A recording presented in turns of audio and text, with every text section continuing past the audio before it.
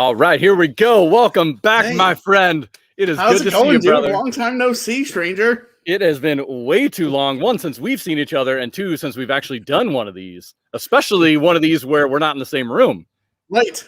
It's kind of it's back to the OG seats here. It really is. I moved outside here. It's a little bit better of a scenery as opposed to us doing it in the back of my garage. So we're moving up in the world slowly but surely. But I know you are excited, and I am super fucking excited for our episode this week. So we are sitting down with Mr. Ryan Beebe, and I confirm that is how you say his last name. So I'm not an idiot and messing it up live on air. But I got the pleasure of meeting Ryan about a week and a half ago, but we've had this in the works for a little while. Those of you who don't know, Ryan is the bassist and singer of an awesome band that me and Lee are both huge fans of called Goalkeeper. Ryan is a digital artist and a bartender from South Jersey. He's worked in local breweries as a cellarman and a tasting room beer tender. He's a big fan of the craft beer scene, loves it, checking out new breweries, wineries, and distilleries, and any of the free time he has when he's not working or he's out touring with the band. So without further ado, we're going to welcome Ryan to the stream. Everybody say what's up to Ryan. Hey, what's going on, Hey, man? Ryan. Yo, what's going on, guys? Happy to be dude. here. We are super excited to have you, my friend. Well, here, real quick, before we get started, we'll get our patented little soundbite. Oh, there we go. That might have been one of the best ones we've had. So That was a good one. Here, let me add to it. yes, come on. Hey, there we go. Not bad for the first time. Yeah, What do you got in done front that of you once there, or twice. I have some citrus shandy by Kate May called the Grove. Personally, this is my favorite shandy that I've ever had. It throws Leinenkugel like. Yeah, that's not even on my radar anymore. I love it. We're like 2 minutes in. We're already throwing shade. Yeah, right. Well, no, don't get me wrong. Shaded Leinenkugel's shandies. awesome. I do like Leinenkugel, but like when it's my personal taste is definitely like the Grove here. Oh yeah, that's awesome. I think I may have had that when I was down there the other day, but I picked up a fun one. I just tried it here. The first time I've had it. It was Catawba Island Brewing. It's a place over near like Cedar Point. Anybody who's not from Ohio may have probably heard of Cedar Point, the amusement park. But it is a hot blonde. It's a mango habanero blonde ale. Ooh. So it's citrusy, really, really light, like a blonde ale, but it's got that little bit of a spice on the end, that little bit of a kick. I just caught it on the aftertaste, so it's refreshing, but it's got a little extra something there on the end. Beautiful. What about you, Lee? What'd you grab? And I've got some basic here, but it's kind of special because I know the guys, or at least some of them, I don't know if is it all of you or just you, Ryan, have to tell us, are from Pennsylvania. So I've got some Yingling. I got the light lager this time. I actually have a 6 of the heavy too. So me and my wife both picked up beer on the way here, but there you go. Well, hey, before we get started, let's get a cheers. Cheers to you, Ryan. Thank you for sitting down with us, my friend. Cheers, yep. And cheers to anybody drinking along with us here virtually. So as we go along, guys, this is live. So whether you're streaming us here on Facebook, on Twitch, or if you're on YouTube, any of your comments here, we'll post live. We can see them. So if you have any questions for us or any questions for Ryan as we go along, drop them in the comments. We'll make sure we get to them at some point. So before we get started, I wanted to share how this got started. So everybody, this is like our little inspirational story, if you will, to kind of shoot your shot. But I was hanging out one day on Instagram, just scrolling mindlessly at work, and I think it was I should have looked this up, but it might have been like the when you guys were posting out about the new edition of Black and Blue. I think that's what caused it. I saw all the press about that, and I just sent you guys a message to Goalkeeper on Instagram. I slid into those DMs, as the kids would say, and I was like, "Hey, dude, we're just like super big fans, really excited for this. Keep kicking ass, and if you guys ever want to come and grab a beer virtually, we'd love to have you." Just kind of like throwing that out there. Just wanted to share some love, but we had to kind of put it in there at the end a little bit and see. And we got a couple messages back real quick and said, "Hey man, like Ryan's a big craft beer nerd. Like he would love to be on. This is awesome."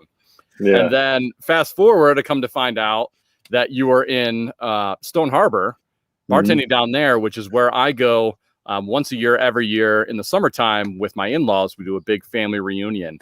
So it was like perfect serendipitous timing that I was down there at the time you were bartending. So I was able to meet Ryan at the bar. I got to chit chat a little bit here before the episode. But it was so perfect. So if anybody's listening, shoot your shot, send those messages. Absolutely, slide in those Tinder, DMs as long as you're being appropriate. Listen, that's how dreams get made. So we're super excited to sit down, man. But tell us a little bit about. I know you said, and we gave a little bit into the intro and talking with you that you were around the craft beer scene for years. So tell us how you kind of got started with that. So my experience with craft beer started when I turned 21, pretty much. Craft beer at the time was still kind of up and coming. It really hadn't made it mainstream, I think. But I kind of started off with import beer. There was this beer called Hansa that was from Germany or something that it was the same. It tasted like Stella, good Stella, but it came in a 16-ounce bottle or 24-ounce bottle, and it was cheaper than everything else. So I was yeah, of course I'm gonna drink this. Right, I was still in college at the time. And then really, I think I got started going to breweries when Cape May Brewing Company opened up. Because I live in Cape May County, New Jersey. The rest, Mark's also from Philly. That was the connection. And we also, we based ourselves out of Philly. So we, Yuengling, and we have tons of Yuengling in South Jersey too, by the way. Sure. A lot of people, actually, I've seen a lot of maps that say South Jersey is technically part of Philly. It's just it's the southern part of it. But anyway. Okay. Yeah. So I didn't realize. I guess we're all Philly fans and everything. Yeah. And so anyway, I started going to Cape May Brewing Company. There was another one that opened up near me called Tuckahoe that I would go to, and just finally, after a few different taste tests and stuff, found my taste for IPAs, which I think is a big part of anybody's craft beer experience, learning how to drink an IPA. Once you figure out how to taste it. I think it was actually Brew Dogs, the TV show that really, that because they said a certain way to taste beer, and when I did that, I was holy shit, that kind of changes everything. And so I kind of started experimenting with that, and then ever since then I've just kind of made it a thing of mine to visit the local craft breweries and stuff. I feel like it's a good way to get to know whatever town you're in or whatever, is to just visit a brewery, see what the vibes are, see what the beers are see what they're inspired by, that kind of stuff. So yeah, I mean, it's been fun.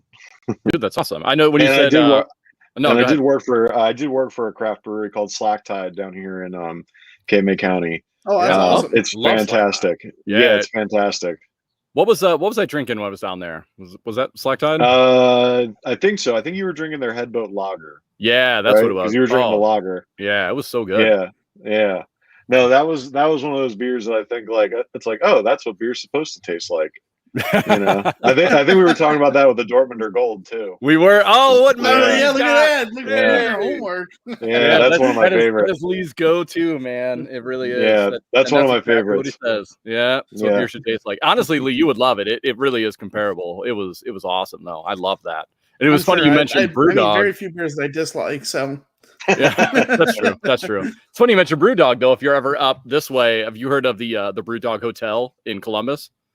No, I knew they had some stuff in the U.S. I didn't know what their situation was. Yeah, so it opened maybe 2-3 years ago, Lee? Probably, or maybe a little bit more now before COVID. We should have gone already, but we haven't done it yet. We're going to though, for sure. Oh, yeah. So they put a huge brewery in Columbus, and then they attached a hotel to it, and so most of the rooms, or I guess most of the higher end rooms, overlook the brewery, and in your rooms you have beer on tap. In the shower, there's a beer fridge. In your thing, everything there is just, and it's all, the beer is free when you stay there. So part of your room cost is you're overlooking the whole brewing operation, and then you've got fresh beer on tap in any room. I was we have to go. You can bring pets. Yeah. What was that? They let you bring dogs too. Oh, really? Bring your dog with you. Oh, pretty sweet. I guess they're kind of they're big into dogs, I think. Right. Yeah, right. Yeah, that's really cool. Yeah, we were planning on a trip going down there a couple of years ago. There was a concert we were going to go see.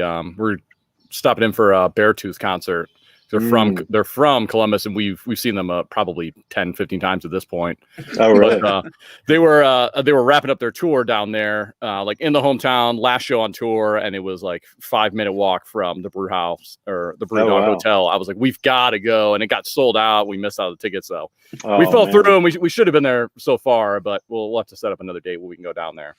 Oh, totally. Yeah, it'll be a good time for sure. So if you're ever in this area or in Columbus anytime, it's something worth I think it'll be I think we're trying to make plans to head out there. I don't know what any exact dates or anything, but I know we're definitely trying to get back out into Ohio, so we'll definitely hit you up for sure. Yeah, man, that'd be awesome. That'd be so cool. Yeah, so you mentioned before where your guitarist is from Pennsylvania or from Philly area. So how did you guys all get together, I guess? So what was the start of you two, or you three rather, coming together? Because at least from what I can see, like just from an outsider looking in, it seems like you guys are all like legitimately really good friends, just like goofy all the time. So how did you guys all get kind of connected together? So basically all three of us were like in other bands, and we all kind of met through the scene. Like I met Cody at a show that our two old bands played together, and we ended up becoming kind of like band friends and stuff. Yeah. I mean, Cody's energy is like so addicting. So it's like, it's really easy to become friends with him. Sure. And then Mark was, he had a band, but then he also was booking shows in Philly. And we all ended up like, I think Cody met Mark, and then Cody convinced Mark to book my old band.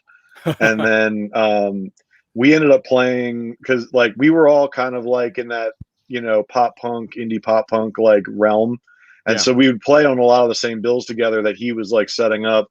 And then it just so happened that Cody's band, my band, and Mark's band that he was trying to get going all like pretty much broke up at the same time. Really? And Mark had a show book that he wanted like us to play, but my band couldn't do it. Cody's band ended up being like their last show ever.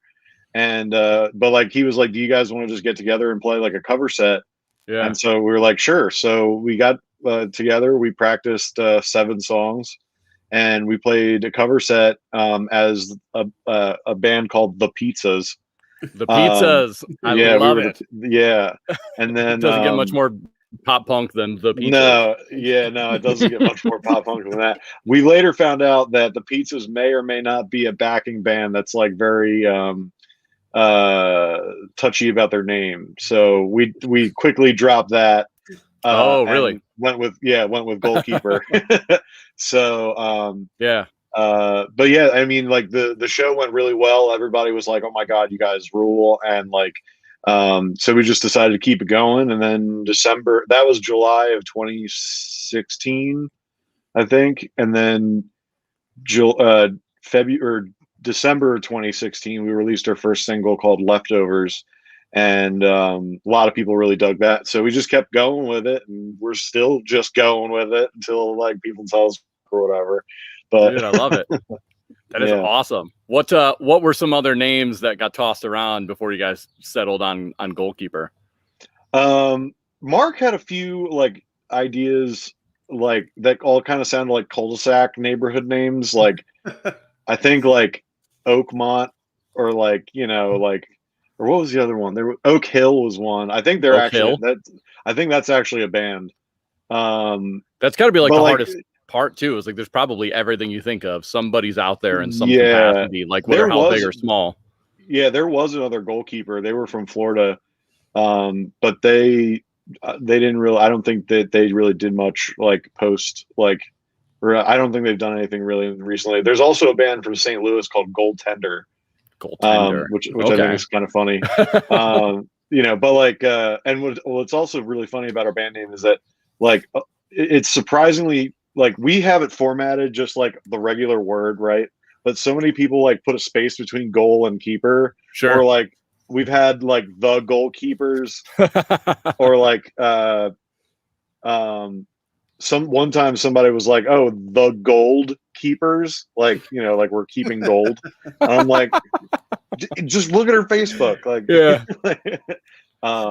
but yeah, so But yeah, it was like some names like that. I don't really remember many of the other ones because one of the things I always talk about with Goalkeeper is that or one of the biggest lessons I learned was that if you can't agree on a name for like a project or like a creative endeavor with the people you're working with, like get the hell out. You know what I mean? Like, Sure. because like if you can't agree on a name, like, it's like the egos are always going to play a role, and you don't know what's the phrase I'm looking here for, like basically like if you can't make like give up creative control, or if your ego's too big, it has to be a certain way, right? Yeah. Like that, like or like the name has to be this thing, right? Like then they're not going to be productive people to be working with. You know what I mean? Sure. Like you just got to kind of keep the ball rolling and see where it ends up. Damn. So yeah, dropping knowledge. I love it. Oh yeah, very inspirational. Yeah, very. Now, how many? Now, I mentioned you were in a couple other bands prior. Was it always? Did you always do vocals, or was it bass, or was it like a mix of both? So I was in some like garage rock bands like when I was growing up in high school and stuff, and I did a little bit of vocal stuff, but like I wasn't very confident with my stuff or like with my voice. And then the band I was in pre-Goalkeeper, I was the rhythm guitarist and backup singer. My friend Evan was the singer and also wrote like all the music. So like, and he's fantastic. So like so I didn't really, I mean, I wanted to sing backups and stuff, but like it was never like a question like who was like the singer of that band. And then when that kind of like started to, not be a thing, like I always wanted to sing, and I sang in my car and I like, did all that stuff. So ended up just kind of taking the lead on it when we were practicing, and really kind of figured it out like while we were writing. So I was muted there for a second. I'm being the professional that I am, I'm outside and my air conditioner is going on. So that's the annoying fan noise that I was trying to figure out the whole time. So give me 30 seconds. I'm going to go run and shut that off. Here, so you're all right. Are you not? All right. I'm going to shut this off. Picking it up. I'm like, man, I'm trying to do it this whole time. Give me 30. I actually have a box fan that I turned off before this. That's kind of it's a video game thing. Like whenever you hear people like with the fans on in the background, you always recognize it. Like, whoa, whoa, whoa. Yeah. It's just like yeah, right. Yeah. Running like I don't think anybody heard it. I know I didn't hear his fan. I didn't hear anything. Yeah, I didn't hear it. But hey, professionalism. I like that. Yeah, right. Hey, there is. He's still muted. Yeah. Damn it! I sound like even bigger idiot. I'm glad it actually didn't get caught up. But we were talking mad trash when we were gone. So it's I hope you were, man. I'm the idiot. I was like, man, this could be cool. I'm gonna sit outside. I got my nice patio just done. I have a beautiful. It's like 70 degrees out. This is great. And then my fucking looks beautiful AC comes on. Oh yeah, it's my little slice of paradise, if you will. They always say that what makes a good neighbor? A tall fence. Yeah, right. Yeah. So I'm good, but I love that story, man. That's great. I always used to joke about that. Do you remember when I lived in Nelsonville? Do you remember what my neighbors were? That last house I lived in Nelsonville was I lived next to a graveyard, so we had really quiet neighbors. I said that to Mark because he just moved somewhere. He's not right next to a graveyard, but it's like you could probably walk there. And I was like, oh, at least the neighbors will be quiet. Right. It's awesome. Let's get another. There we go. Beautiful sound for us. We're on number 2 here. Nice. Yeah. So you mentioned before, though, that you guys are thinking about coming up here, planning something for Cleveland area or so. But what do you guys have going on here in the near future? I saw a couple of dates just got announced. Where are you guys going to be at? So we're going to be playing our first show back ever. Well, first show back since the pandemic, I guess. Is going to be July 15th in LA. Oh shit! We're flying. We're flying out to LA to play a show. Very cool. Really pumped about that. That That is awesome! Holy shit! Yeah, you got to be leaving in like a couple of days, right? Yeah. So gotta keep preparing for that. And then July 30th and 31st, we're going to be playing Long Island, New York, and Manayunk, Pennsylvania. I'm so excited for both of those shows because we have a lot of awesome fans from up there, like a lot of friends and stuff. And then let's see. Then we were kind of taking a break in August, and then we're playing. We have we're setting up a tour in September. We don't have the dates 100% set yet, so I can't really say like when and where what we're playing. But I do know in the beginning of September, I think September 4th, we're playing a festival, like a local festival called Brad Boozle. For our friend Brad's putting it on. And then we're playing, that's September 4th in Glassboro, New Jersey, I think. And then we have, Washington, D.C., September 11th. Oh, shit. We're playing, with our friends in Deer Spring. So really pumped about that. Yeah. Dude, that is awesome. I'm just gonna tell myself that you like pushed your flight further back to go to LA to be with us here today. So that's the story I'm gonna tell myself. No, tell anybody else who will listen and be like, listen, they were supposed to go to LA. They're like, listen, we got to push the show back. We got to do the podcast with Justin and Lee. So we're gonna that was kind of what it was. Like I said, guy, I got the drink about. Can't miss this. Listen, guys, I don't think you understand. Man, that's awesome though. Is this your first? This got probably what your guys' first time going out that way, right? Oh yeah, we've never been. I guess the farthest west we've ever played was maybe Nashville. Okay. California is going to be a new experience.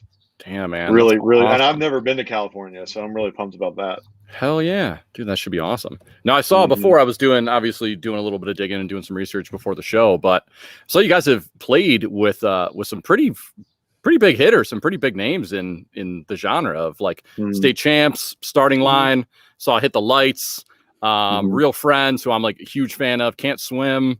And I'm sure probably the list goes on, but what was probably like your guys' best show or your most fun show for you, people you played with? That's a tough one. Well, so a lot of those bands we played with at Four Chord Music Fest in Pittsburgh. Okay. We did that like when we were really early on as a band. And that was like state champs in the starting line. Since then, we played the Foundry in Philadelphia. It's part of the Fillmore, and we played. That's where we played with Real Friends. We played with Seaway, Confidence, a few other bands we opened for. But the one that really sticks out to me is actually one that we did at Voltage Lounge when we opened for Can't Swim. Oh, right on. Because that was like one of our first like really big opportunities to kind of like sell tickets and kind of like see how many people we could draw. And we ended up drawing like I think 130 people to the show. Yeah. And that was I think it's, don't quote me on this, but I think it's a 500 cap room. So, but then like Can't Swim, Save Face, like Small Talks, like they all brought people too. Sure. And that ended up being like I think their first like sold out show on the road for Can't Swim. So like we kind of helped. We helped sell some tickets for that. So we felt really good about that. Plus the crowd was nuts. Like we had people crowd surfing, we had people singing the lyrics. It was one of those things that like it was the energy that night was amazing. It wasn't amazing all the other shows we played because it was always fun, but that one I'll always remember as being like extra special just because of like how many tickets we sold and how many people showed up. And we were the first band on a 5-band bill.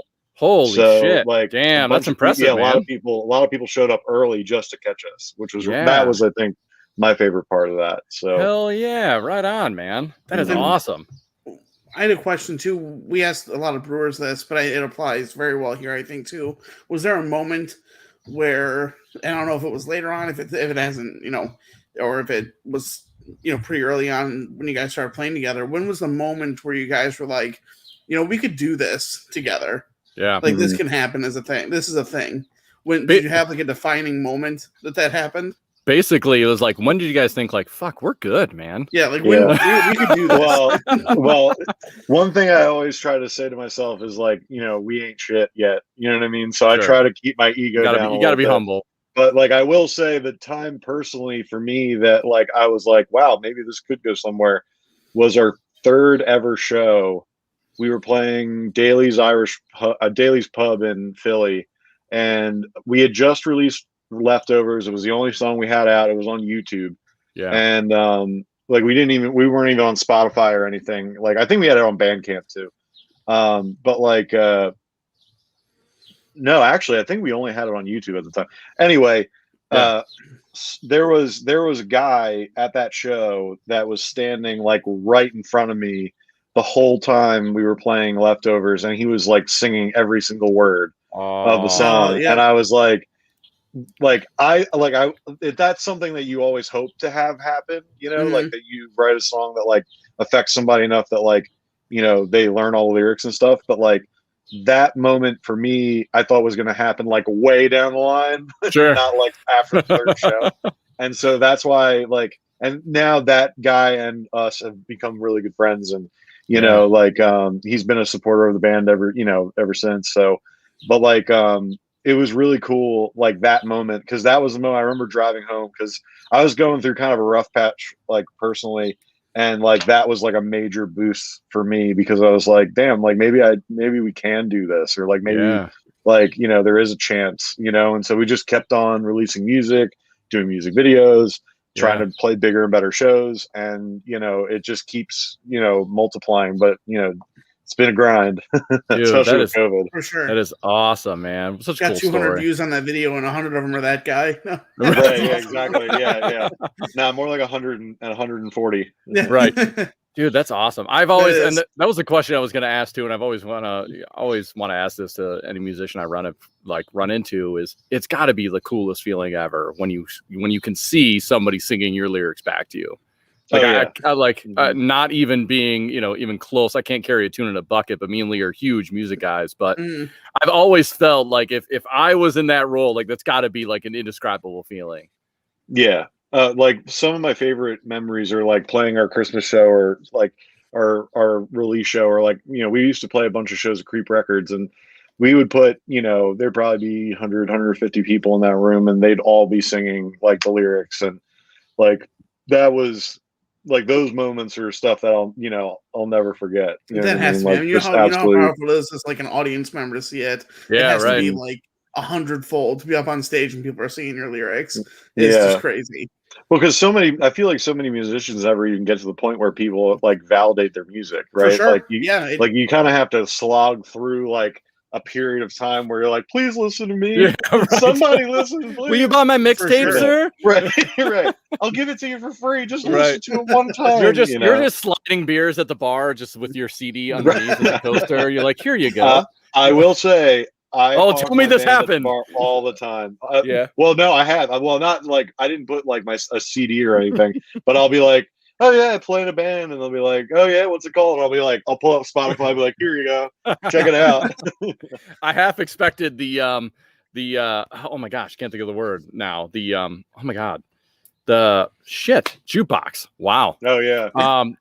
What is it, touch tones or touch tones? I half expected that to just be like Goalkeeper on repeat when we came in. Well, funny you say that. We are trying to get onto there. Like we're like apparently like that's a possibility, but like more like at least like locally for me, the restaurant that I bartend at, we just switched from Slacker Radio to Spotify, and so he's been playing like Spotify, and so like if I wanted to, I could just run upstairs, change the music to Goalkeeper, and like just run it. But like it's just Goalkeeper radio on repeat. Yeah, I'll do that. We're like, sure I might make a bartending mix. What? Yeah, we're right. Sure, right. this like ask me about Goalkeeper. Well, that's mine. Yeah, exactly.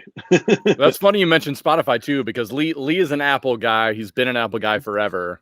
Mm-hmm. I remember in like high school, you had like that huge brick. What was it? Like it was like when the video iPods first came out. Yes. That's all I wanted. Yeah. I don't know what it was. It was like 32 gigs, which is like unheard of. It was like a terabyte at the day. Yeah.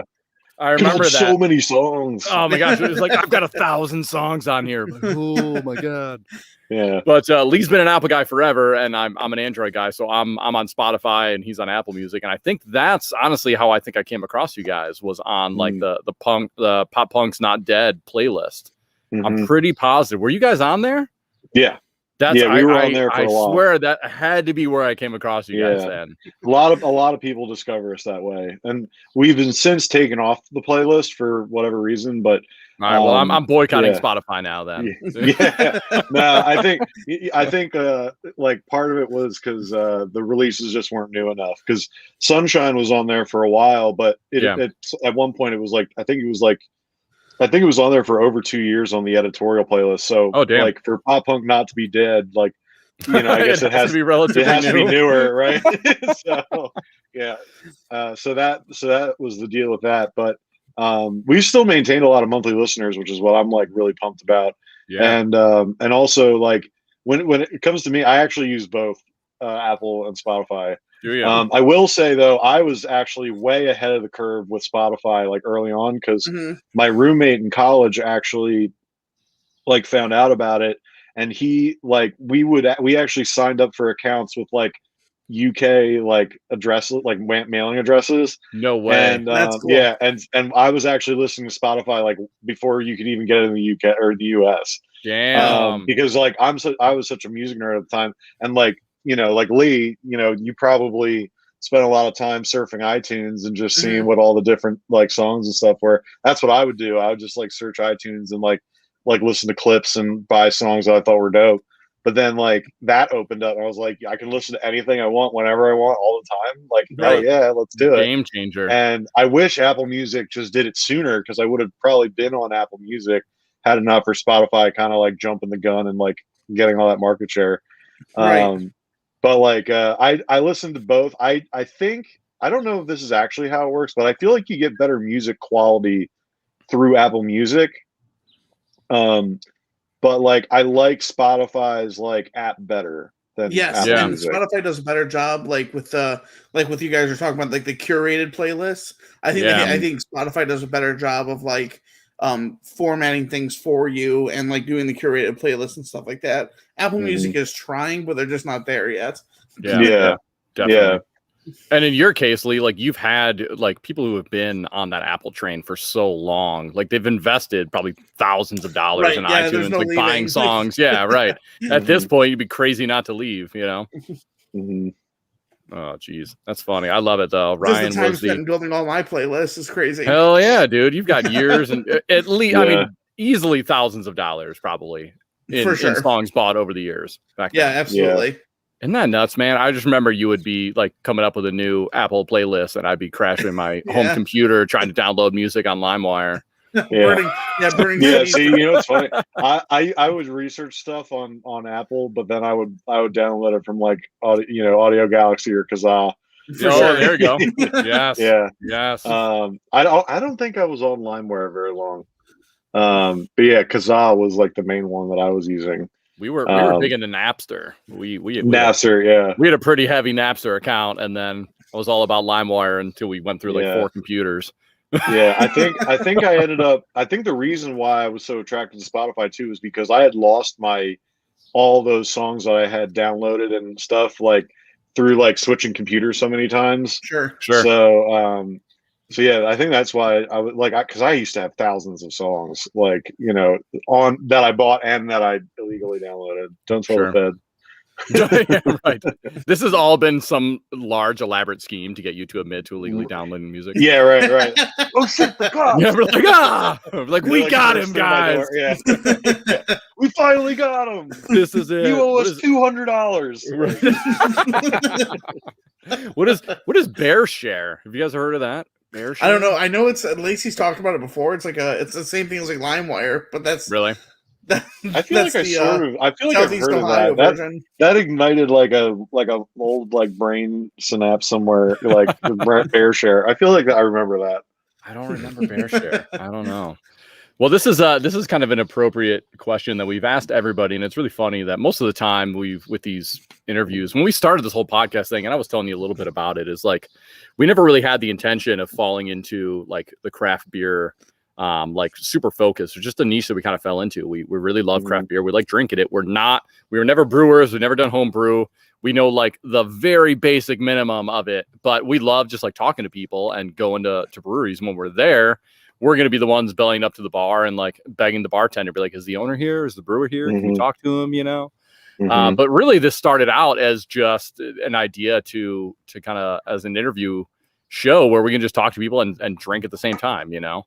But with that, the one question we decided we were going to ask everybody, and we've never had anybody really in the music scene, so this one's a little more appropriate than normal. But what album in your mind, and this could be anything at all, and I'm going to give you some time to think about it, is the perfect album from start to finish? Right, is one that you put on, drop the needle, put in the CD player, whatever it is, you push play from track 1 to the end, and you don't mess with it. You don't have to skip around. This doesn't have to be like the all-time best album, but when I said that, what popped into your head? After the Party by the Men Singers. Okay, I'm not familiar with that one. No? Oh, no, man, Lee, what about you? That album? No. Okay. I'll definitely check it out. Yeah, if you like punk rock and like it kind of, I don't want to say it's like, let me try to just, like, the Men Singers used to be like kind of like faster, like thrashier punk, and then they kind of refine their sound. I think they get compared to like Gaslight Anthem a little bit. Like they kind of went a little more Bruce Springsteen on these last 2 albums, but I just love like the way that the whole album is like. It starts off like really solid. Every song like I never skip it, and then the ender, like After the Party, like is one of my favorite songs. Also one of my favorite music videos they've ever done. Like just that album, like whenever I need like an album to listen to, that's the first one I always pick. Like that's the go-to, I could probably name some older ones, but like that one, like when it came out, that one changed everything for me. I love it. What a great answer. That's one. Most of the time, I don't think we've ever had one really that we haven't come across. We've gotten a couple like typical answers that you would expect, but we've had like 2 or 3 Weezer albums, which is great.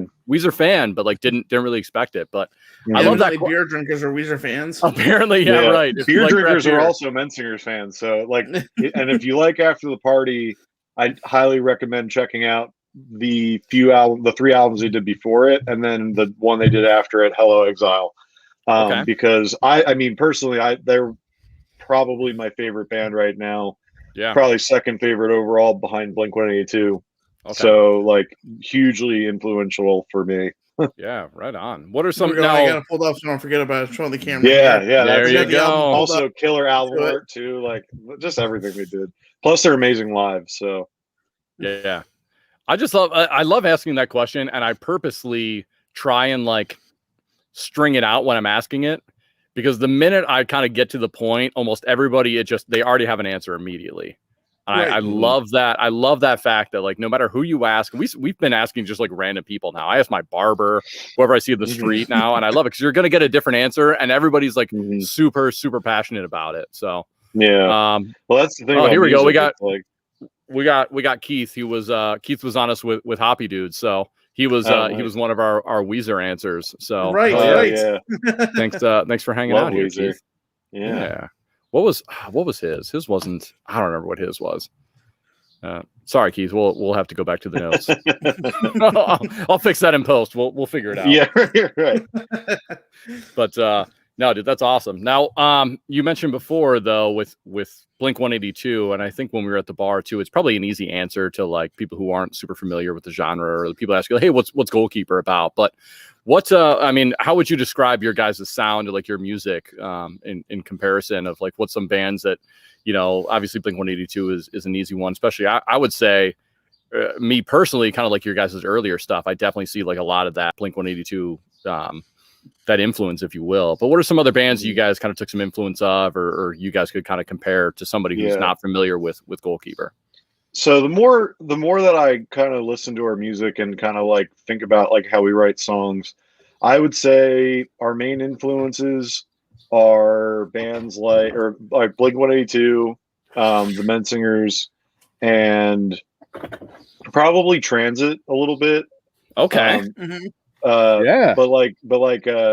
basically the way I kind of look at it is like mostly we try to stay between Blink and the Men Singers, and then like the secondary influences are like Transit, the Wonder Years, Man Overboard, and like New Found Glory. Yeah. Okay. Yeah. There you go. Nice. Mm-hmm. Dude, I love that. Yeah.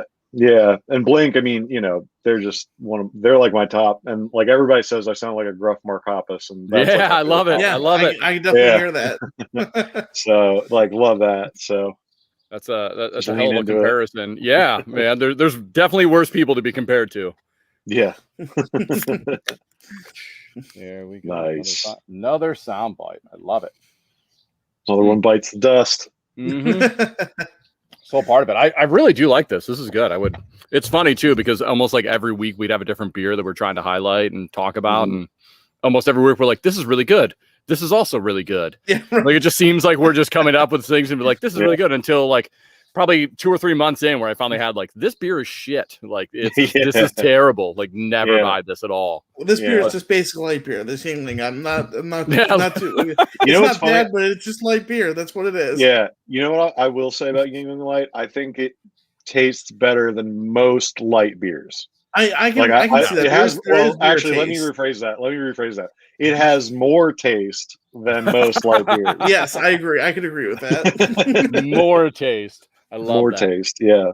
Beautiful. Oh man, that's great. Now, now to jump back a little bit, since we were talking about a couple of different bands here, I saw on your guys' latest albums that there was some big names involved.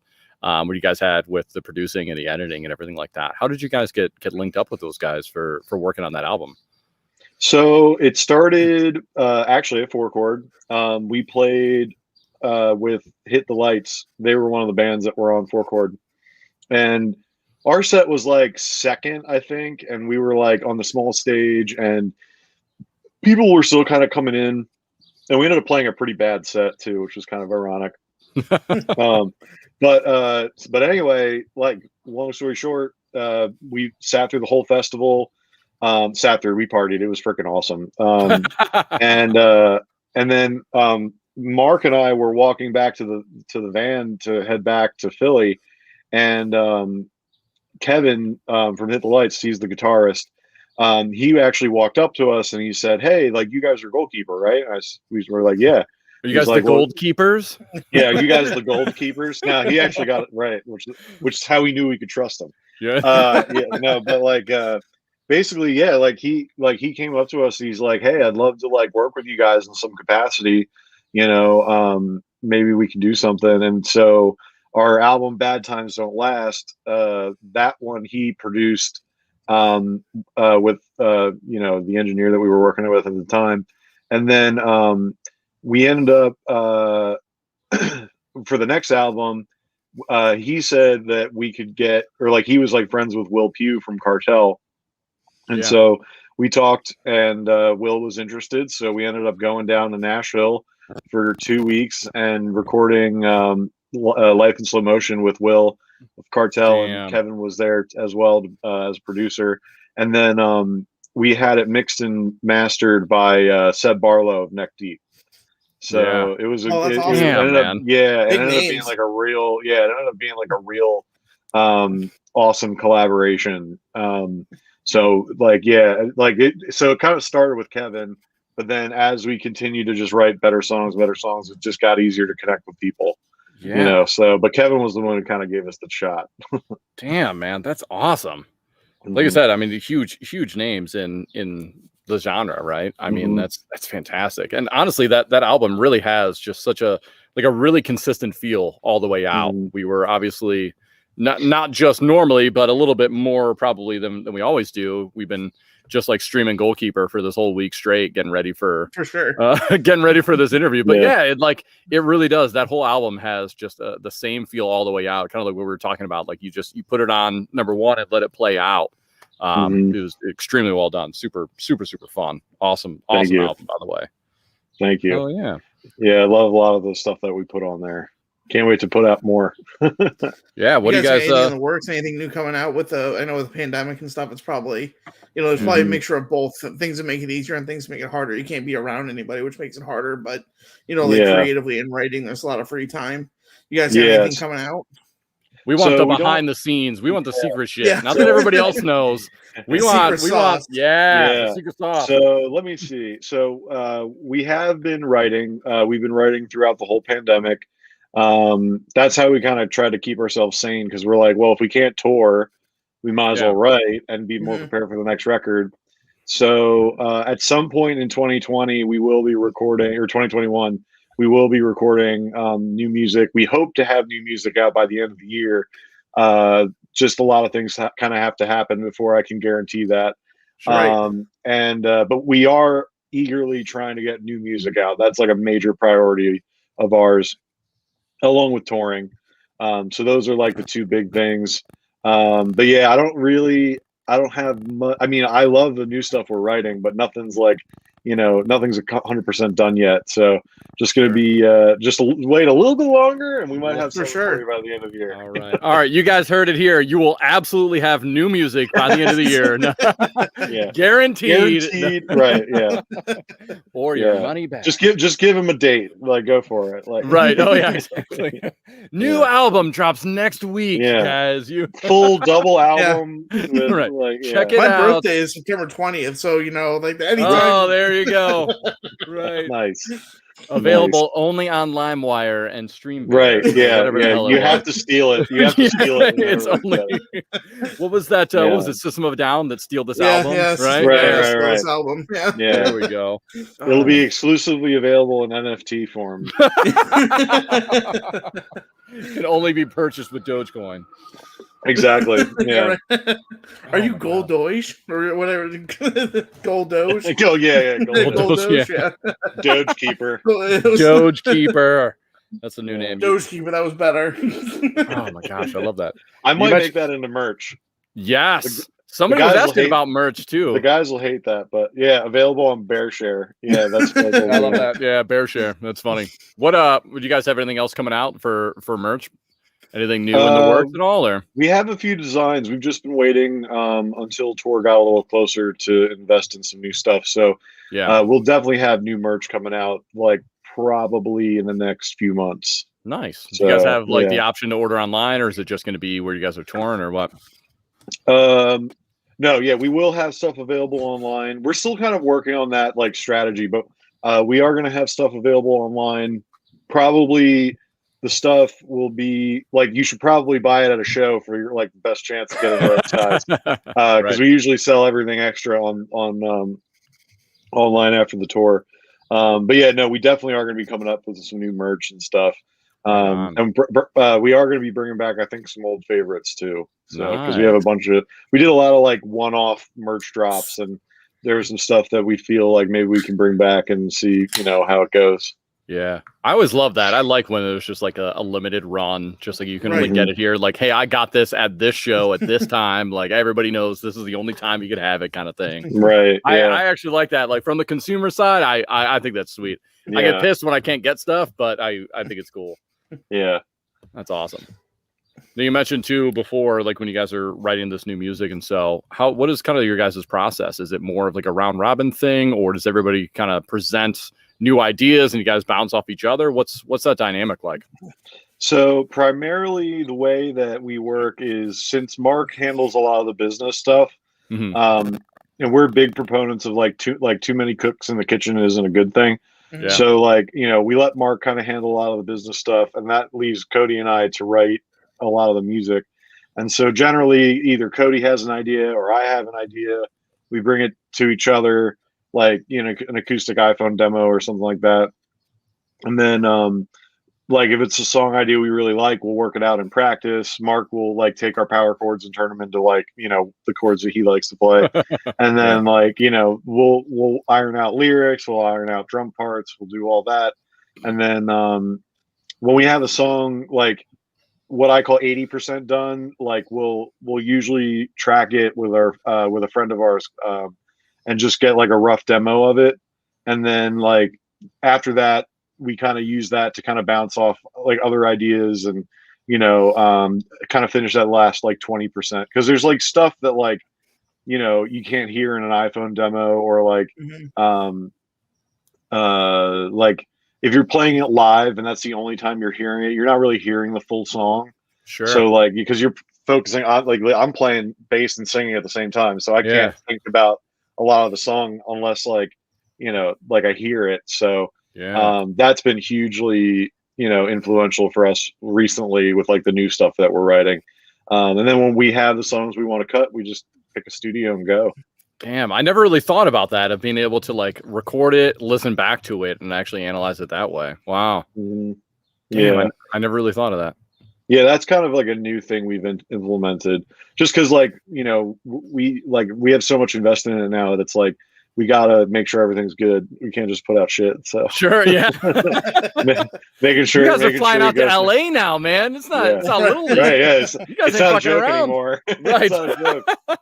So yeah.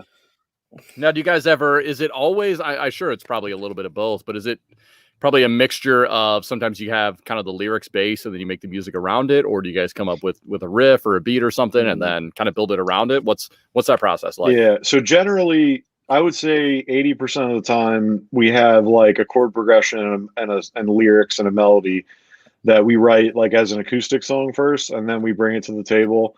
There have been a few times recently where like Graveyard actually is a great example of this, where I'm just like, Cody, give me a beat, and then I'll start rolling on the bass, and then like Mark will just do something on the guitar based on what I'm doing on bass, and then we've had a few songs that have kind of come up organically like that, like in the moment. Yeah, and those I think actually are better than like the predetermined ones sometimes, just because like you're in the moment, like working on it, and I think ideas are kind of at like this at their strongest when you first kind of come up with them. So like that's been a cool thing that we've been doing a lot recently, which is definitely going to be part of our writing. So I guess it's like a kind of a combination of everything. Sure. Sometimes it's just like a really cool lyric that we're like, okay, that sounds like it could be like a cool chorus lyric or like verse lyric. So maybe we'll try to build something around that. Yeah. But yeah, most of the time, Cody and I just have like an acoustic, little like piece of a verse or a chorus or something, and we just try to build it out from there. Damn. Okay. Now I have a potentially, when you mentioned that, I have a potentially like controversial question to ask, and I love that. I don't know if it'll actually be what I think it is or not, but probably the biggest one that comes to mind is Black and Blue. So yeah, was Black and oh yes, hey man, there's no laws here. There's no laws. Right? You can drink laws. It's kind of funny. My sister bought these thinking that she was going to love them, and then I guess it doesn't say there's like sativa or whatever stevia in here, but sativa, like really, damn. Yeah, or like sativa, right? Yeah. Oh no, I'd be drinking these all the time. Yeah, right. Sativa, but like no, but like so she didn't like them, so I'm like, all right, well I'll get them. So here's for the sound check. Oh yeah, there we go. Oh, it was clean. It was clean. So the controversial subject was Black and Blue then. Did that start like as an acoustic set, work its way up, and then get redone kind of as it started, or was that something that you guys built out and then decided to strip down? I think that started as like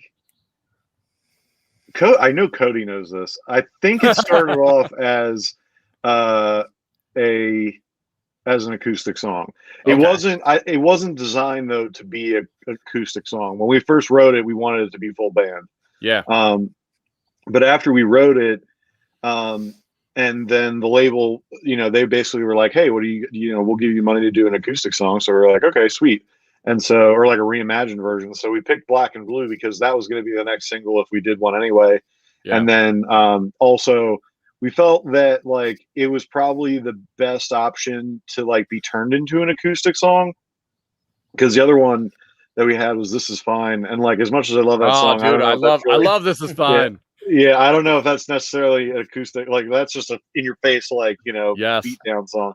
So like we were like, all right, well, Black and Blue, that sounds good. And then we worked that one out with Nick from Man Overboard.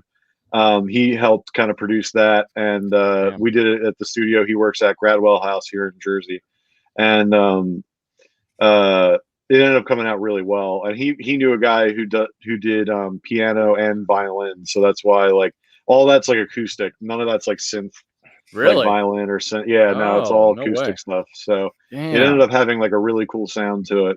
Yeah, I didn't expect like Black and Blue to come out like that. Yeah, that was awesome. It's funny though you said that This Is Fine, because that has like one of my favorite like current pop punk like lyrics on there ever, which is I'd rather fall asleep with a cigarette or on a couch soaked in gasoline. Like I was like, holy shit. Yeah. Oh my God. Yeah. I can't tell you how many times I probably streamed that song. I love it. I love it, man. That's perfect. No, I would still like to see that. That could be done pretty cool as like a stripped Yeah, out. Just like I'm sure. super punchy, emotional song. That'd be cool. Yeah, that would be a cool like stripped down like bedroom like acoustic rock song. Yeah, like, yes, man. I love it. Well, you might have spawned an idea there. Yes, here we go. You guys, I'm telling you, you guys are hearing it here first. This is the world exclusive. Right. You're getting all the behind the scenes shit. So, right on, man. Well, that was the last one. I know we've been jumping around at like a shit ton of Goalkeeper stuff, but we kind of jumped around initially when we were talking about beer here. But obviously what you're drinking now, and you said a couple of like your go-tos, but what is normally in Ryan's hand? What is like the go-to beer? And then what is like the upper echelon? What is like the best beer for you? You know, I always think about, I know what my second favorite beer I've ever had is, but I still have no idea what my favorite beer is. That's a good answer. Okay. Yeah. No, I like that. So like in terms of like what I drink regularly, like I try to drink like a lot of the local craft beer around like South Jersey. So like Cape May, Slack Tide, Ludlum, you know, and then I'll try to grab like crowlers from like Gusto or whatever. And then like, you know, a lot of Philly breweries like Neshaminy Creek, Yards, okay, you know, stuff like that. Gun to my head, favorite like beers in that area, probably like Yards Philly Pale Ale. I like Slack Tide's Angry Osprey. That might be my favorite IPA. Yeah. I also like Neshaminy Creek's Shape of Hops to Come, which is like a double IPA. Okay. And then like probably my favorite, like one of my other like go-tos is not from South Jersey, but Cigar City High Lie. Yes. I love that beer. That beer is man, awesome. I had that a couple of episodes in a row, I think. Oh yeah, yeah. I love High Lie. And then we were talking the other day about Bell's Two Hearted. That's always a solid one. That's such a solid beer. It really is. You can't really go wrong with that one. Yeah, absolutely. My brother-in-law drinks that a lot. Bell's Too Hearted, but no, Dan, High Lie is like it is go-to. Cigar City is really good, actually, really good. Yeah, they're out of Florida, right? I want to say yeah, Florida. Tampa. Yeah, there we go. Okay, still got it.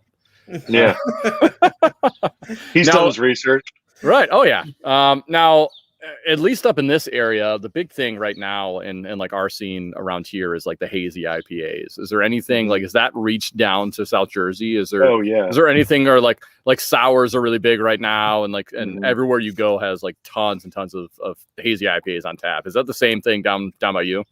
Oh yeah. No, right now, actually, I think you were there. We had Cigar City's Margarita Goes on tap. I forget whether that came in when you were there or not. Maybe. And then Slack Tide. My favorite sour is by Slack Tide. It's called Haywire Twist. Okay. They flavor it with different types of fruit. So like one year, or like around Thanksgiving, they'll do like cranberry sour. Like in the summertime, they'll do like, you know, like what was the one they did? It was like orange, clementine, coconut, and pineapple. Like it's just like they're flavoring it with the different. No, there's sour. Or I'm sorry, same sour, but they're flavoring it with different fruits. That's cool. Yeah, that's so really it's like cool. the same base like sour, but they just flavor it with different fruit. Yeah, that's really neat.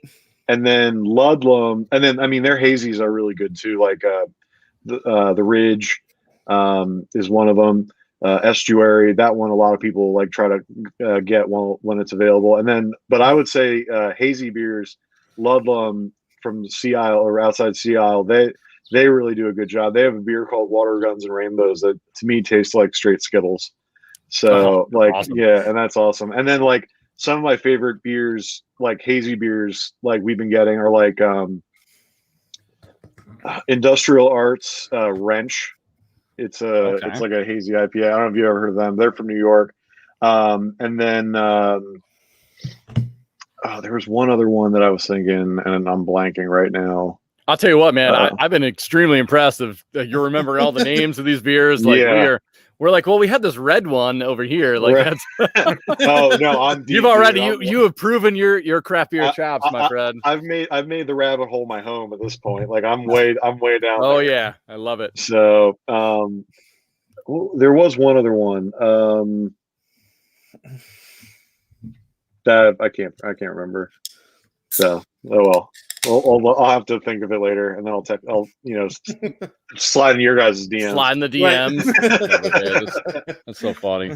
We really that's honestly been like our number one source of setting up all of these interviews. It really has been. It's just like on social media, we're like, hey man, you want to come hang out? And it's probably the same thing with I would assume maybe kind of when you guys were starting out or kind of the music industry. It's just like afraid to like ask or like go out there, and it's like, oh man, do you want to work with us, or can we play here, or whatever it is? It's, hey, do you want to sit down? Everybody's just like, yeah. Sure. Yeah, once you get past that man. first step, it's like almost everybody we've been interactive with has just been like super open, welcoming for us. So yeah, dude, I can't tell you, like, one of the biggest reasons why I think Goalkeeper has been able to amass like the fan base that we have is that, and like the connections we have, is because Mark, the guitarist of Goalkeeper, he is like a networking junkie. Like he just loves like, and for like probably 3 or 4 years, like he literally was just like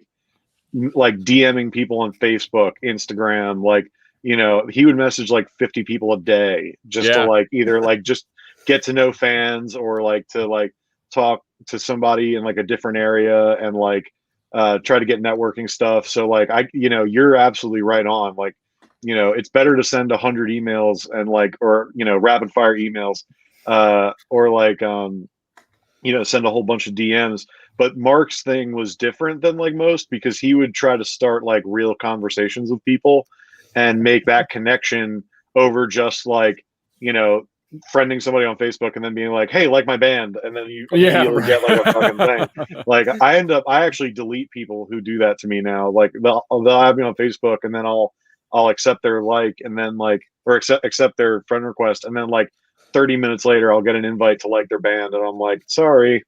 Yeah. Like, right. You just like your friended me to, so I could like your band. Like, right. Nah, I'm good. Right. let me tell you about my pyramid scheme. Right. Yeah, exactly. Yeah. And honestly, it's kind of funny because we kind of did that, but honestly, and I'll tell you in full disclosure, like when we sent that message to, it was truly out of just like love for you guys.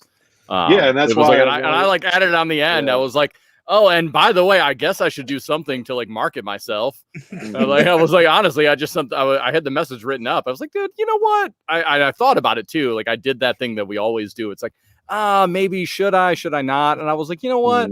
If I had something going on, if somebody was going to send me a message and just said like, hey man, love what you're doing, I would want to get that, So I thought the same thing of like, I would be appreciative the same way. So yeah, like, I think the way you guys I'm loving this song. Right. Like, this is great. So I just wanted to share love and say, hey man, you guys, you got some big fans over here. So yeah. For sure. I mean, we're such a big fan. I was when Justin said he was messaging some, I think Dan, right? I don't know whoever. It was funny. I was talking to somebody that wasn't you, and then I think you jumped on. I don't know if you guys have logins. They're like, Ryan's the guy you want to talk to. I think it was probably Mark. Okay, because he's usually really good at getting back to people in messages. Yeah, and they were talking back and forth, and I got negative about it. Like, oh, they're not going to say yes, Oh yeah, it was funny. Yeah, I did. Get that negative shit out of here. Dude, I totally did. I fangirled. I shot Lee like a quick screenshot. I was like, "Holy shit, they replied!" he's like, dude, there's no fucking way. He's like, yeah, good chance, man. Yeah, like, way to shoot your shot, but there's no way. Yeah, no, it was funny because like as soon as I was like, oh, it's a drinking podcast, like I got to be on it. Like, oh hell yeah, not right. Dude, we're happy about it, and that's what's funny, man. We've talked about it plenty of time. Almost every episode it gets brought up, but like we could have planned this out forever and like hyper analyzed it, and we just never would have done it. So we dove in one day. I called Lee and was like, hey man, I'm starting a podcast. You want to be on it? And he's like, yeah, sure, I'll be a guest. And I was like, no, not a guest. You're gonna do this with me. Right. He's like, okay, that sounds good. I was like, we're recording in an hour. Like, get your phone, turn on your camera, let's go. So yeah, that's amazing. Yeah, the first episode was great, just like you'd expect it to be. Don't listen. We're kind of afraid to go back and listen to it, to be honest. Yeah. We were well, I mean, yeah. Sometimes I feel that way about our music sometimes, like early demos and stuff. I'm like, ooh. No, we've talked about it. I don't think we've ever gone back. Well, we were drinking, what was it, Mad Elves by Oh yeah, by Trogs. Yes. Yeah. And we were like 4 or 5 deep within like 45 minutes. And I think and I think we recorded for like 2.5. It was something stupid. It was long. We recorded for like 2.5 hours. We didn't like, so we had to like keep going to like get something. Oh geez, that's so funny. Yeah, no, Mad Elf. That'll put you on your butt. That's for sure. Yeah, we realized that real quick, and both of us. I mean, it was the middle of the pandemic, so neither of us had really been out or really drank much. Right. We're all just sitting in our house. So we go out. We just get a 6-pack of it. We downed it in the first hour. We're like, this was a mistake. Yeah, yeah. I bet you guys felt real good the next day. Yeah. Oh yeah, it was like a Tuesday night too. It was like a random day during the week. We're both at work. Like, you guys look like shit. I had that meeting. Did you really? Yeah, I had a meeting and then I came home. So it was like 10 o'clock at night. We're drinking these beers. Oh yeah, it was really bad. Oh man, it was terrible. Now I have a question. I feel like we're to the point now where I feel comfortable enough to ask it, and I've always wanted to ask somebody this. I've never had the opportunity. Okay. And you can just straight up say you're an idiot and you don't want to answer it. Is there any song you guys have put out that you've been, how do I word this? Like surprised that it's like taken off as much as it has? And is there any song that you guys put out that was like, this is it, man, this is gonna be the next single, this is gonna blow up, and it just didn't have the response that you thought it would? I've always been interested to ask that. Like, is there one song do you think is like a crazy hidden gem that nobody just really appreciates? Yeah. So, like I said, you can just say you're an asshole and I think like the first one, the like how like surprised you are that it blew up. That would probably be the first one we did, was Leftovers, because like, I mean, it didn't go viral in the traditional sense, but like enough people listened to it and we got like all good reviews on it, and it was one of those things where we were like, wait, like this is getting a lot of good reviews, like we should just keep doing this, I guess. Yeah. And then the one that I think we like, at least me and Cody, we always come back to it, that we feel like should get more love but doesn't, is Screwdriver, which was like the last one we did on it was supposed to be part of the Gut Feeling EP, but on Spotify it's its own single. And like I don't like, we really like that song. We actually did that with Nick and Nick from Man Overboard and Ace from the early November at their studio, and like it never popped off. We did the music video, we did like a bunch of other things, and like it just never really hit the way we thought. But like live, people really like it. So it's like, I know that it's like a decent song. It's just like and of course that one's about like hangovers. Yeah. So like, the perfect song for this podcast. Yeah. Right. Yeah. So probably that. I was also a little surprised Black and Blue didn't do more than it did. Really? I mean, it's still doing really well, like way better than a lot of our other songs. So like, but like that was one that like when we were playing it, like writing it and stuff, we were like, this song honks. Like we just really like it. Yeah. Oh yeah. So I want to look up almost. So I was listening today on my drive home to Black and Blue as well, and there was a lyric, there was a line at the very beginning that I've overlooked a lot. Love that. I know exactly what you're talking about. Do you? Favorite line. Oh yeah. Yeah, man. I want to look it up because I don't want to mess it up. But man, I've like listened to the song so many times, and I just so happened to catch it like today. I was like, holy shit! Yeah. How did that get past me, man? Yeah. Is it Life is Long Distance, but I'm out of shape? Yeah, where you're like, all of my life I've been told to carry my weight, but life is long distance and I'm out of shape. I go, how the hell did that go over my head, man? Yeah, because it hits you right at the beginning, right as you get into it. Yeah, that's one of my favorite lines we've ever written, like for sure. Because it's like, I feel like a perfect metaphor for like, like I feel like in today's world, everybody's thinking about like what the next deadline is and stuff. And so it's very like short-term thinking. But when you think about like life, like it's kind of just, you keep just going on and going on and going on. And like, and like nobody's really built for that. So it's kind of like feeling like, or some people are built for that, but yeah, life is long distance and I'm out of shape. Dude, I love that. I love that. Oh, I love it. We're getting deep, man. We're getting super deep. Yeah.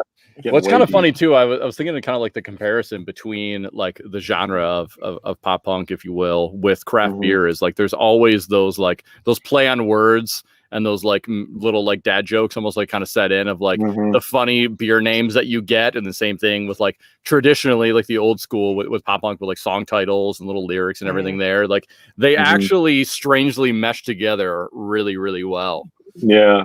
We've been trying to do we want to do a brewery collab really bad. I was going to ask about that. Yeah. That was my questions. When I was working at Slack Tide, I was campaigning them really hard, but the timing wasn't really right. And it was kind of after the fact, but I wanted to do one called Bad Times Don't Last. Yeah. Oh, and, that's a great name. Yeah, and I wanted it to be like a tropical, like kind of hoppy, like pale ale. Oh, okay. And like low alcohol content because you can drink a bunch of them. Yeah. All right, Keith. Hey, man, if you're still on the stream, Keith. So Keith is a brewer at Hoppy Dudes Brew. Oh yeah, in Ohio that we just did our last episode before we were on vacation with. So Keith, if you're still on the stream, man, we got to make this happen. Yeah. Let's get this collab together. Yeah, and then what was the other thing I was going to say? We have one of our friends' bands. They're called Merit. They did a collab with, I forget the name of the brewery, but they're in Pennsylvania, and their beer, they called it Pop Punch. Pop Punch. It was like, I guess it was like I think it had like, like fruit juice or something in it, like that made them like really approachable. I honestly don't know what the beer was because I don't live in that area, so I wasn't able to try it, but like I heard it was really good. Imprint, I think, is the brewery. Imprint. Okay. Do you know where that's at? Phoenixville, PA, I think. Sure. Somewhere in that area. Yeah. We're locking it in. It's Phoenixville. That's the Lansdale area. Yeah. It would take me like 2 hours to get there, basically. So yeah. Gotcha. No, I've got two more questions here just lined up. And I know Lee, you've probably got at least one or two in your black pocket there. Yeah. But one of them that I wanted to hit on, and I know we've been jumping around. It's one thing we're kind of famous for here in this podcast is our incredible transitions from one question to another. Gotta keep us all on the toes. Right, we just keep it rolling. So yeah. Now we touched though on some. You've had the opportunity obviously to play with some really big bands, but what would be your like ideal lineup of like a show to play with Goalkeeper featuring so and so and so and so and so and so, whether it's guys you played with before, but what would be like the perfect show in your mind? Are there people you'd love to play with? And this can be shit if you want to put like Merle Haggard, like whoever, like what would be the all-time best lineup for you guys to play? Well, I mean, probably like a combination of all of our influences. So probably like a Blink-182, Men Singers, Newfound Glory, like Wonder Years, Man Overboard, us. Something like that. Yeah. You heard it here first, folks. Yeah.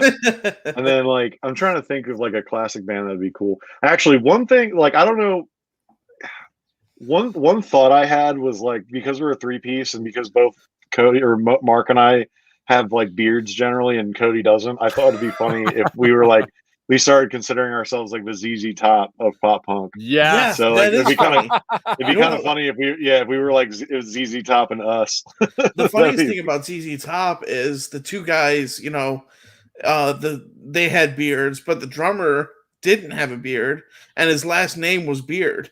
Yeah. Oh, I didn't know that. That's funny I saw as hell. that in the documentary that I watched recently. Like freaking hilarious. Really? Yeah. Oh my god, dude, that's funny as hell. Mm-hmm. That's kind of funny too. I don't know how it is, but every single time, almost every person we've had, it's some form, whether it's a group of people or it's a person, almost everybody has a beard. And Lee can grow a beard in like 3 days. Like he'll shave his face and then it's like a huge like lumberjack thing. And I have the facial hair of like a 13-year-old Indian girl. Like I cannot grow facial hair to save my life. Yeah. So everybody like that Cody, happens to be on here just always has an epic beard. I'm like, God, I'm always the odd man out, man. I am the drummer of ZZ Top always. Yeah, there you go. Yeah, well, you don't have to worry about shaving a ton, I guess, right? Like, Yeah. No, it's true. Yeah, I mean, I Yeah. can make it. I can make it a day or two. yeah, If I need to I have no between- choice. I'm sure Lee, you feel the same way. It's Yeah, like for sure. it's just going to be there, and it's just going to gum up the sink if you shave it. You know. Yeah, yeah, I can make it a day or two if I need to. But it's funny. We even had we had on Joel Strasser maybe a month or two ago, who holds 9 Guinness World Records strictly to do with his beard.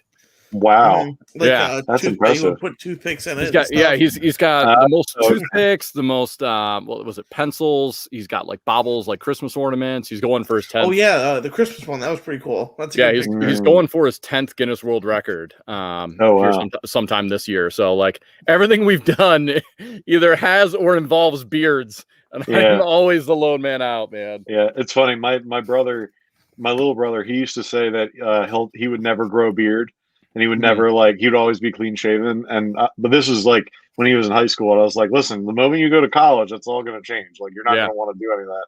And like literally, like the first semester, he comes back and he's got like stubble all over his like a little small beard. And I'm like, I told you. He's like, I know shaving's tough. Shaving's annoying. Right.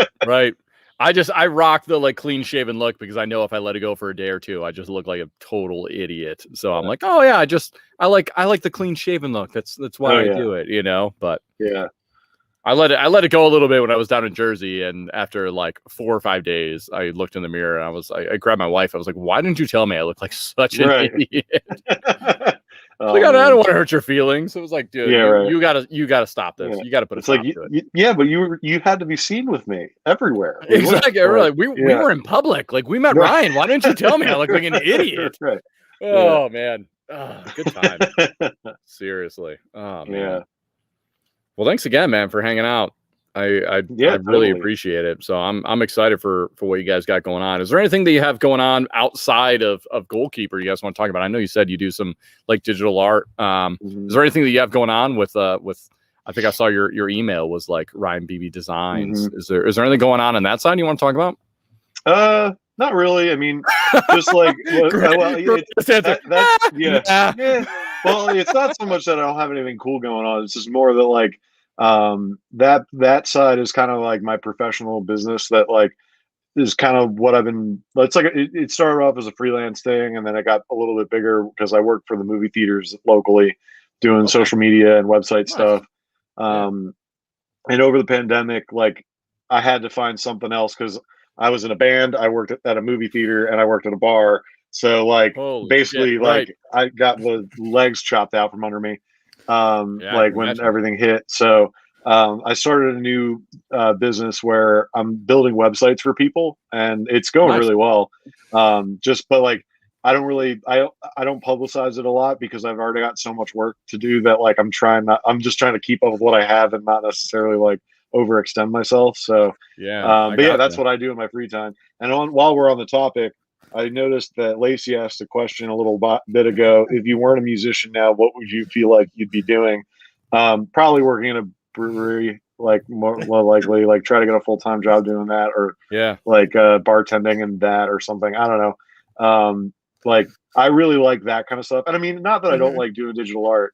I wish I did more like digital art, like for just a creative like release like I do with music, you know what I mean? Like most of the stuff I do is like graphic design, like for social media posts or like for websites and stuff like that. And that's not so much like the most like creative stuff, fun stuff. It's kind of the more boring stuff, but like pays the bills, and that's what that's what I gotta do. Right. I think that's the line that most graphic designers have to like face at some point in their life is like, they go corporate with their art and they design logos, but at least they're making money. Like, right. And freelance, like I was stoked when I got the movie theater job because I was like, nice, I don't have to rely on how like crazy freelance is. But after the fact, I was like, having this is nice. I can just do it as often as I can, I just try to manage my schedule within it. So it's like when I can take on a website, I pop it in the queue or whatever. But I got so much work right now that like I'm still trying to catch up with stuff like since the summer started. So that's why I don't talk about it a ton. Well, that's funny, man. That's like right in your world, Lee. Yeah. I the job I have, I work at customer service for a place that like we make T-shirt transfers. You like heat press onto T-shirts. Oh, So cool. I know way too much about graphic design for not being a graphic designer. Yeah, especially with T-shirts. Like I'm sure there's a ton there that like you have to consider. Yeah, and I do a lot of it just without knowing how to like vectorize images and stuff like that. That's pretty much the one thing I don't. I know that's really boring, but No, I mean whatever. It's kind of the only thing I don't know how to do. Yeah. Right. Yeah. Well, Illustrator's not hard to learn. Sure. I feel like I should. I really should just take the time and learn it. I just haven't done it yet. I feel like because it's I use Corel Draw at work all the time. Yeah. Like, but my extent of like Corel Draw knowledge is like I use it to size and like sort out a sheet. So it's like it's just copy and paste and resizing. So right. Yeah. No, like vectorizing it. Like I've done that a few times where like I'll either trace like a logo or I'll trace like I used to make a lot of social media graphics where I would like get stock photos and then trace them and then like add text on top. Mm-hmm. Just like 2 colors, like that kind of thing. But it gets so tedious, and you can also like lose yourself in it with like how far you go with the detail. For sure. So and for me, like I was selfishly trying to push out like 30 graphics in like an hour. So like, which is not even like doable, Yeah. But that was my mindset. I was like, I just gotta bang these out real quick, you know what I mean? So like, I like being able to sit down with some thought, because that was my college degree is actually digital art, which is I was going to ask about that. Yeah, you mentioned which was more. It wasn't what I wanted. I wanted to actually work for an ad agency, but it ended up being like using digital tools to create gallery exhibitions. And so like I'd love to try to be more part of the art world, especially after like what Beeple has been doing with NFTs. Like I think his art is hilarious, and the fact that he's made like so much money just on selling like NFTs, like the ones he's like making. I'm like, this is hilarious. Like this is freaking, this is exactly what the art world needed. Yes, absolutely. Yeah. Oh man. Well, Lee, do you want to ask your question that you ask every time? I was just gonna say we should probably. There we go. Yeah. I know we have like one question, like if you were sitting in our shoes, what would you have asked you? So like, what do we miss? What do you want to talk about? Anything you've got here, give it to us, I guess. Who told us that question? Who was that? No, that was mine. Was it just you? I thought somebody. No, I thought somebody told us that. I was the guru. Oh, okay. Yeah. All right. I tried to take all the credit from you. I love that question, but I thought somebody told us. That's a good question. Basically, it's like, why was this terrible? Why were we bad? No. I mean, you guys covered a lot. Do our job for us. Yeah, no, you guys covered a lot in a lot of different areas. Like we talked about a lot. I don't know.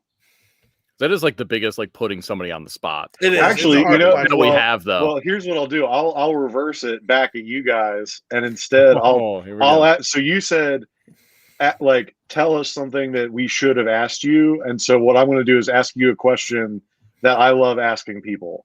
Oh yes, I'm excited. Yeah, all right. Okay, I'm there. All right, and this is a weird one, but I don't know. I like it because it's kind of a 2-part thing. But like, if you were a shot glass, what would your design be, and what would you put in it? Oh damn, that's a great question. That is a good question. That's a great question for Lee to take this first. Yeah. Oh man, that's a tough question. So yeah, I think right away here I'm going to think of I mean, I think it's got to do with something like I don't know, how to encompass all of my personality and compress it into this glass is what I'm thinking.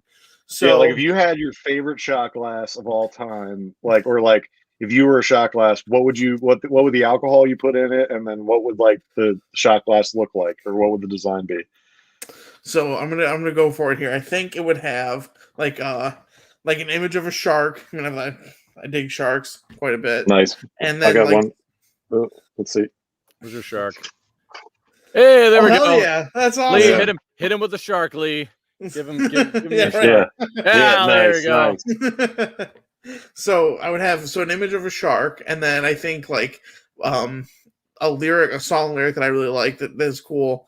If rock and roll is dead, you can kill me right now. So I'd be like in a circle around the shark, and Shout out to then Beartooth. yeah, and then in the shot glass, I don't know, probably like Fireball, just because like partying, right? Yeah, right. Basic bitch. I'll take that. That's a good one. I like That's that. good. I love that question. Now, luckily, Lee was a good sport and took that for me, so give me plenty of time to think about mine. I mean, wait for a response. Yeah, I'm going some sort of mechanical spinner on mine because I'm so ADD that I'm fiddling with something. I'm clicking, I'm tapping, I'm always doing something. So some sort of like fidget spinner-esque something to it that you can play with. Okay. And then I'm gonna go with tequila and like tequila with like a jalapeno. So that's awesome. Good answer. yeah, I'm going. That's good. Tequila is like you either love it or you hate it, and I'm a big spice guy. I love hot foods, different hot sauces. That's like another. Did you try Hank's sauce when you were in Jersey? Get out of here! I have a bottle of Hank's sauce. Yeah, that I took home. Nice. With me. Yeah, my father-in-law bought it. Ludlum did a collab with them. They do a pineapple habanero get out of IPA, here. I think. Yeah, it's called The Devil Went Down to Maui. I love it. I love the names, man. Me and Lee talked about this. Like, that is our dream job. Like, I want to be the person that gets to name craft beer. Oh yeah, yeah, right. Dude, I have like my brewery idea in my head that I've had a lot. I've got all 7 like regular beers ideas, names, the whole 9. I'm totally not with you guys on that. Let's make it happen. Lee, we got to get the brewer from Bad Tom Smith. We'll get Ryan here together. We'll create we'll create the brewery, man. We'll make it happen. Yeah. No, Hank's sauce, man. That's like a little well-kept secret. That shit is really, really good. We got the it was like the I don't know what it was called. It was a cilantro. It was like Hank cilantro. There you go. Yeah. So we tried that at Uncle Bill's.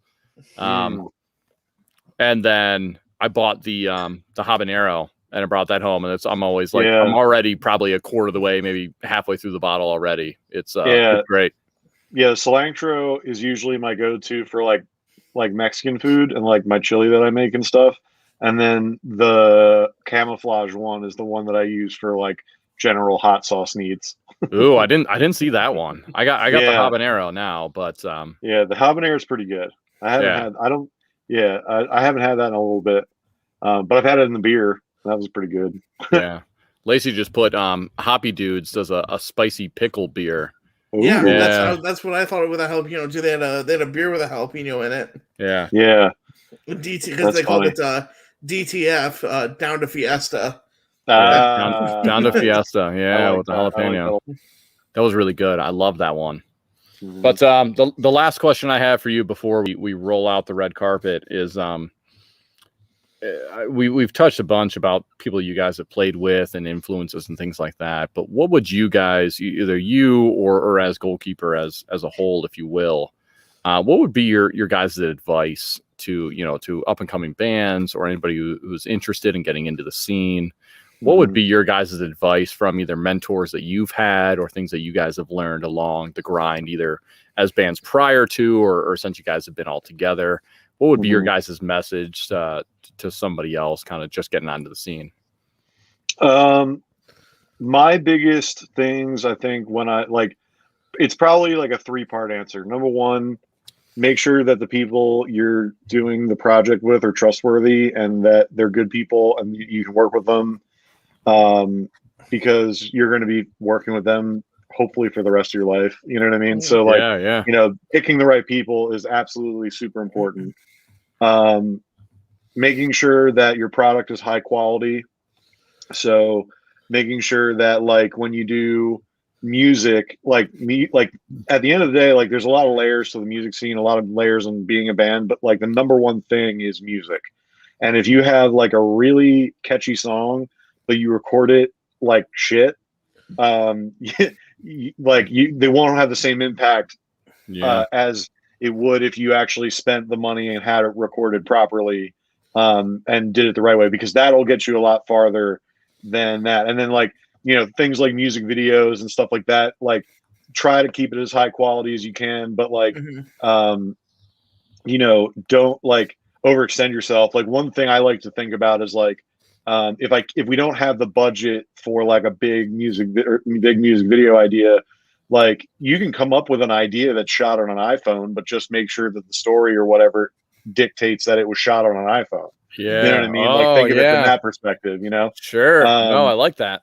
Yeah. And then the third thing is, you know, just keep hustling and don't ever like take things for granted, and don't ever like, you know, think you're too big for the scene or think you should get this or that. Like, you know, you got to eliminate your ego, or at least like you got to have your ego in check for sure. Because if you think you're just going to walk in and like change the world, like you're fucking bullshitter. You know what I mean? Like very few people can do that. And usually when they do that, they're doing it by mistake, or they're not trying to do it for that reason. They're just trying to make fucking art, you know, really good, you know, stuff, you know. And I think like those three types of things, like, you know, like again, with the whole band thing, I said this earlier, like I always like whenever we're like, I feel like we're getting a little bit ahead of ourselves, I always try to say like, well, we still ain't shit, because there's bands like, you know, X, Y, and Z who are doing this, and there's bands like this who are bigger than us, and like we can't draw X amount of people to a certain type of venue. You know what I mean? Like there's still a lot more that has to happen. Sure. And for us to treat ourselves like we're, you know, we're something, like obviously we take pride in what we do and we're like super stoked about it, but like, you know, you can't have an ego about it, because if you do and then you fuck something up, like I always see it from the other perspective, where it's like, okay, this person's treating us like shit, like, or giving us a raw end of the deal.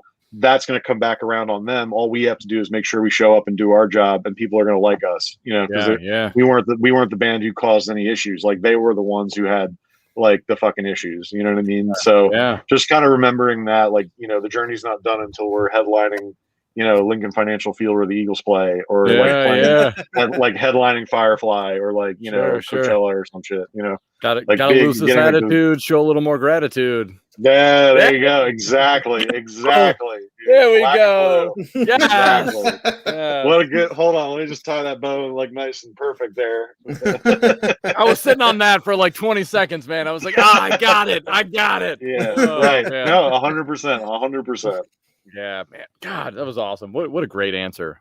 Dude, you've been awesome. Seriously, thank you again for sitting down with us. It's been a lot of fun. Yeah, it really has. I feel like we could do this for probably five or six more episodes and still not run out of shit to talk about. But the last thing we do before we go out is we want to kind of roll the red carpet out for you. If you've heard, if anybody watched, this is funny. You ever watch Hot Ones on YouTube by chance? Yeah. So it's funny when I every time I say that, I always think of like Sean Evans, who's a fantastic host on there. I think he's done an incredible job, but you always like, all right, the last thing to do is kind of roll the red carpet out. And that's what we love to do here. So whether it's something you got going on or Goalkeeper specifically, tell everybody what you got going on. You know, whether it's tour dates, whether it's new music, whatever it is, we kind of want to roll the red carpet out for you, man. So let everybody know what you got going on. All right. So yeah, check out Goalkeeper on streaming sites everywhere. We're on Spotify, Apple Music, Amazon.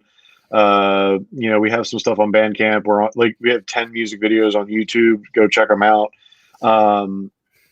We're looking forward to releasing new music, hopefully by the end of the year, but no guarantees. Guaranteed by the end of the year. Yeah, right. Yeah, things. Yeah, we're still getting things kind of together for that, but we're shooting on trying to get music out as soon as possible.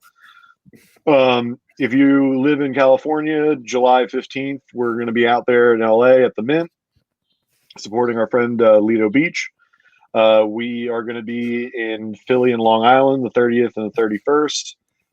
We're going to be in Jersey on the 4th of September, and we're going to be in DC on September 11th.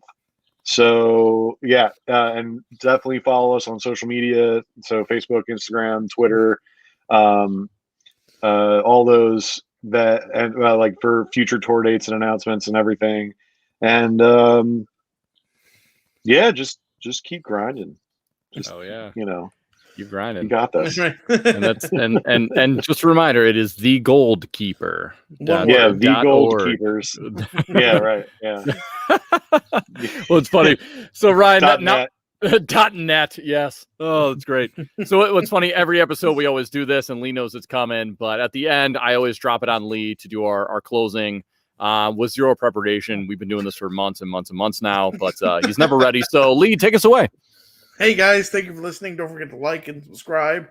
Leave a review wherever you listen to podcasts on Spotify and Apple Music. Check us out on Facebook and Instagram, whatever, at Drink About a Podcast. Check out Brewbag. I know Justin just got us that. We haven't even talked about it, but he took it on vacation with him, had a lot of fun with it. So check out Brewbag, and don't forget to like and subscribe. And thanks for listening, guys. Bye-bye. Cheers, guys. Cheers. Cheers. Cheers.